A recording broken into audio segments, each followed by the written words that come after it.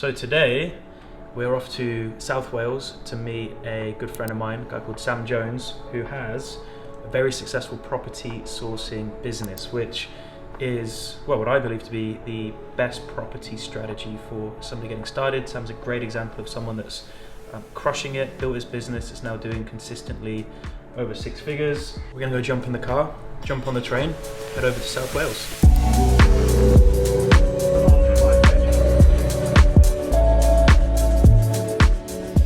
So, Sam, what is, in your words, what is your sourcing business? What is a sourcing business? I would describe a sourcing business as being a business that provides a valuable service to property investors to save them, number one, their time, and number two, their risk. We find valuable opportunities, pass those properties on to our clients, our investors, for a reasonable fee.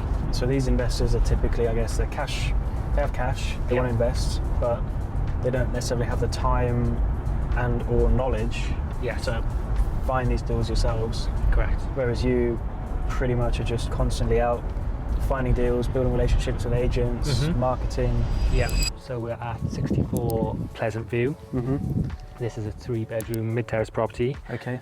Which was agreed direct to vendor, and we've sold it to an investor. They're going to be spending about 25,000 on the renovation. And what's your sourcing fee on this one? 3,500. And then project management fee as well? £2,500. 2,000.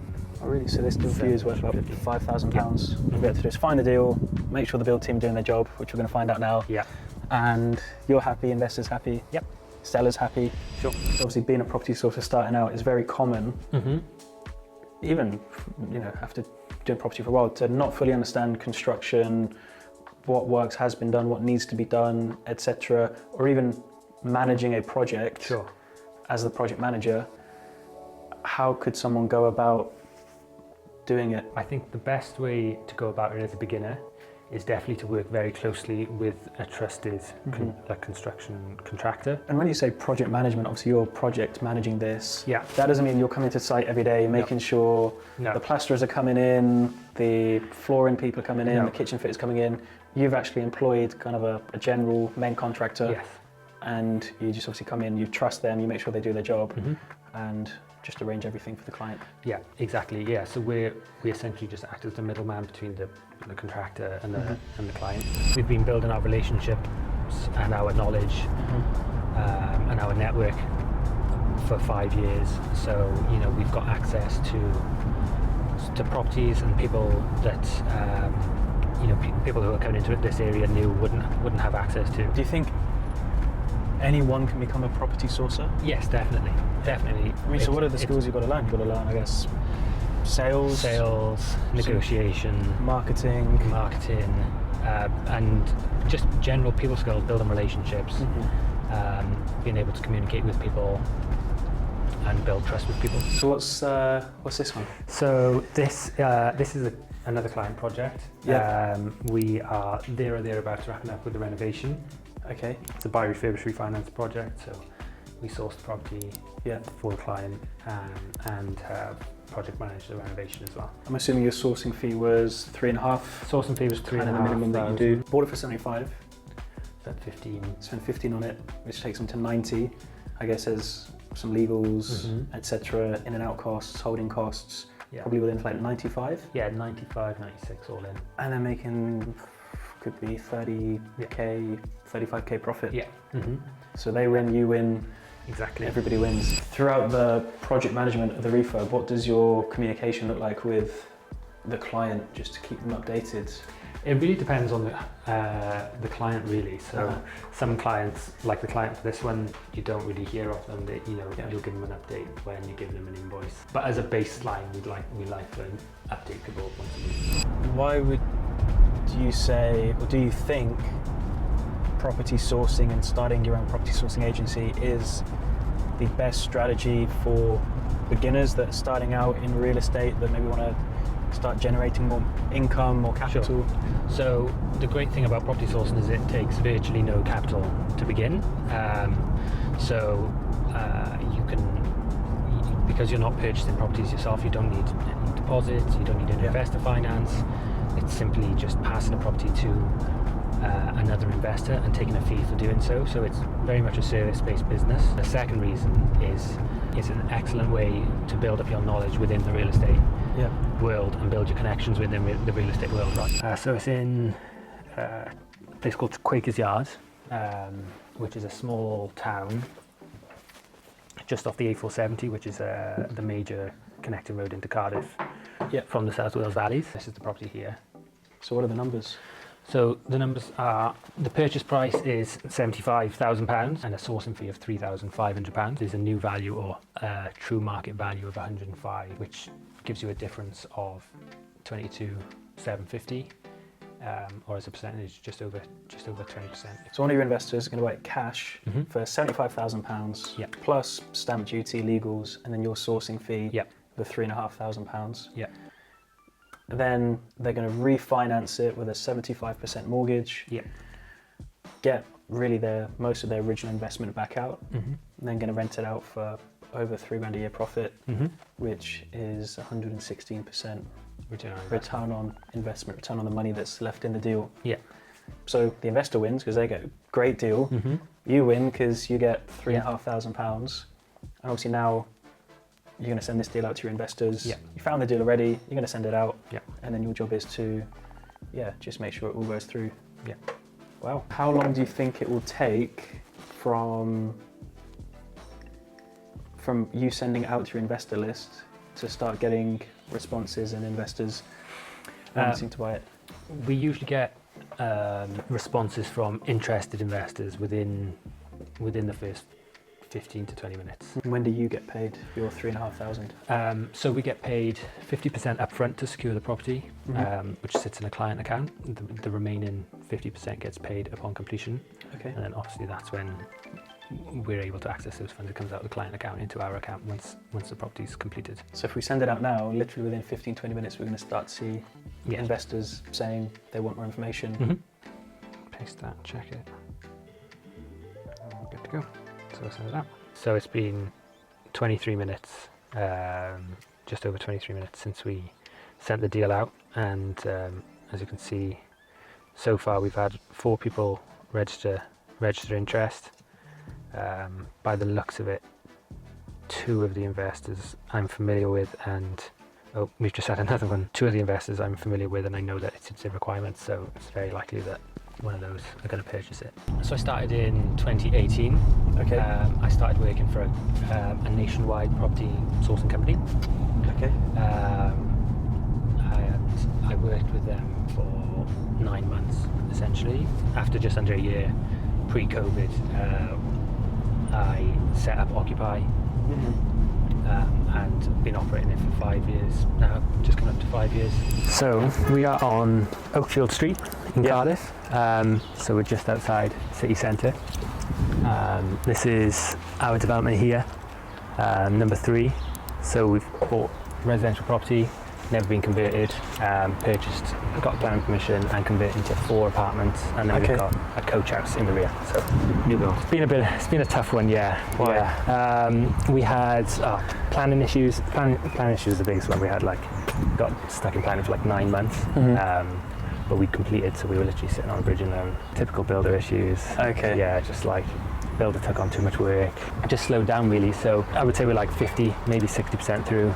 But yeah, we'll go in and take a look. Yeah, sure. So what was this previously? So this was a house. Just a house. It's been a home, it was in the same family since it was built. Yeah. So we bought it off, the owner passed away, we bought it off their family, and we got it through an estate agent, but off market. So they came to us because they knew the potential in the area. There's lots of conversions that have already happened on the street, so there was precedent here. So we were happy to take the risk on the planning. And we've got how many apartments? 4 apartments, set 2 over downstairs. 3 floors. Okay.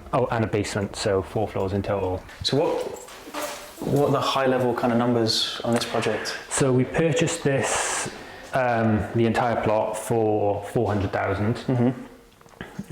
We had a construction quote of 310,000. Okay.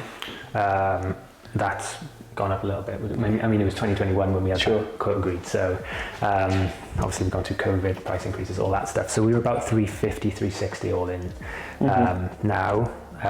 And we're looking at, as a GDV, about 1.1 million. Wow. So all in your purchase, your construction, about mid 700s. Yes. Some obviously finance costs, Yeah. in and out costs, legals, etc. So really we're talking, what, 200 to 300 grand? 200 to 300, yeah, on the back end. Are you going to keep this? Are you going to? No, we're going to sell it. Yeah, just because of the time frames that it's taken and the extra costs, it just makes sense for us to exit this one. And so Ocupy Property Group is your sourcing business. Yes. This is done through SJR, Yes. which is your investment development company. Yes. And so you have what I call the perfect property business, because you've got the income and cash flow for the sourcing, Sure. which produces a nice income every single month, allows you to go to the Maldives, like you've just come back from, drive a nice Mercedes. Yeah. But it's the projects like this, which are very capital intensive, which, I mean, you've had this since 2021. Yes. It's only money going in, there's no money coming out No yet. money coming out. And I'm assuming as well the profit you'll make will roll into future projects. Yes. But this is the longer term This is wealth the wealth. building. Yeah, this is the wealth play, exactly. So yeah, I mean, our strategy with SJR is kind of, we've spent the last few years building up a capital pot, so now we're looking to purchase buildings that we can retain. Stuff like this, but obviously just because of the time frame of this one, this will be exited. And I'm going to assume as well, the other benefit of having the sourcing business is you're building relationships with agents and Sure. building relationships with investors as well. And so those relationships with agents you're building probably come in handy when it comes to getting deals like this being sent your way before they go on the market.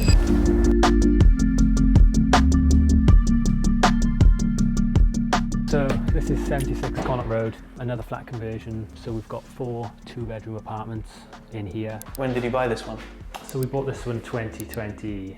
The conversion is costing, we had a quote on this one for 220,000. You bought for 330. Yeah. So all in for over 600.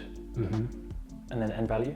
Again, 220 an apartment, so we got 880. Yeah. Okay. So I would say about 850 to be conservative. Wow. Yeah. Wow. Yeah. So probably across this site and that site, there's about £500,000 Yeah. profit. And how many more sites like this have you got? We've got one more like this, but that's going to be retained, but similar value. Yeah. Wow. Similar size project. We've sold 3 of the apartments off plan. Wow. So they're already sold. We've sold them to investors. Okay. Who are going to be using them for Airbnb.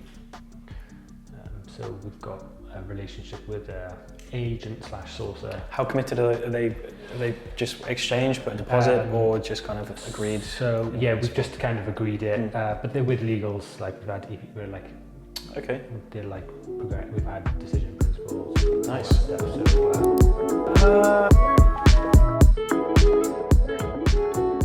we bought it as a fully commercial building, and we spent about a year, just under a year, working with the council on what's called a regeneration grant. So we went through an application and got awarded a grant for this. We had 220,000 off the council. Got £220,000 grant off the council. Yeah. You got to pay it back? No. If we sell within 5 years, which we have no plans on doing. So you bought it for how much? So we purchased it for 250. 250. Yeah. The grant, are you using that for the conversion cost? For the conversion cost. Okay. So we've got £500,000 build cost, and then 220,000 of that is grant cost, like towards that in grant funding. And then what's the end value? End value should be anywhere between 1 and 1.1 million. So really, including the 200 grand you got from the grant, there's £500,000 in there. Yeah. On top of the other 500,000 from the other 2. Yeah. Yeah, I mean, these are 3 really good schemes. So we got a holding structure. So we got SJR Property that any of our buy and sell projects or wholesaling projects run through. Yeah. And then we siphon any profits to do projects like this that we can retain. What was the commercial before? What was it? It's been a variety of things over the years. It's been a carpet centre, it's been a textile store. I think it used to be a club or a pub. And one thing I want to clarify then, so the 3 deals we've looked at now, in terms of funding them, obviously you've got bank funding in the form of bridging, development finance, etc. obviously the deposit or the equity that you guys have got to put in, a lot of times is coming from investors, right? Yeah, actually all 3 projects have been 100% funded in terms of build cost and purchase cost. Okay. And then we've put our own, either used an equity partner or used our own funds for ancillary costs. Here's our floor plans. So obviously retail area. Yeah. As you've seen downstairs, the whole thing. This is our service area for the apartments with the entrance here. Yeah. And then this is this area is going to be for office, staff room, toilets, that sort of thing for the communal for the commercial space. Because obviously we are operating it and our lending and the grant was all based on the original application. What our plan is to do is complete the development. Yeah. And then enter a supplementary planning app to split the commercial unit into 2. Okay. Because obviously, as you've seen, it's a big space. Yeah.